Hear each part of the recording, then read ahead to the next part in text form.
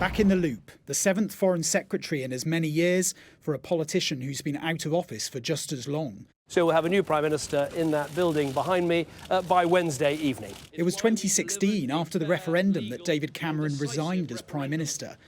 Thank you very much. Singing himself out of Downing Street. Brexit, undoubtedly his biggest foreign policy legacy, leading the Remain campaign, but failing to convince voters. I do think that David Cameron and Rishi Sunak realise that they do need to work with Europe, and they do need to be in a position where we've got a perhaps better trading position than we have at the moment. So is David Cameron going to suddenly start making all the old Remain arguments? Is he going to go out there and do that? No, he's not. In office during the Arab Spring, David Cameron was ultimately criticised for the UK's intervention in Libya, with MPs calling it incoherent and ill-informed. On Asia too, the world has changed since he shared a pint with the Chinese premier and held a golden era in relations.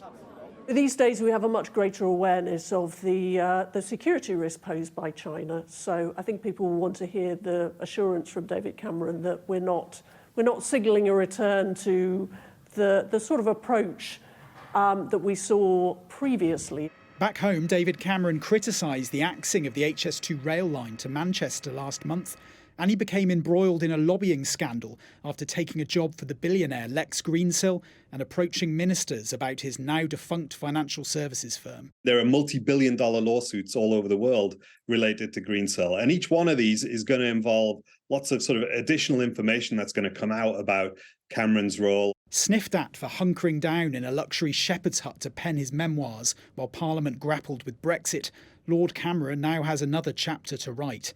His closing words to MPs in 2016 now seeming somewhat premature.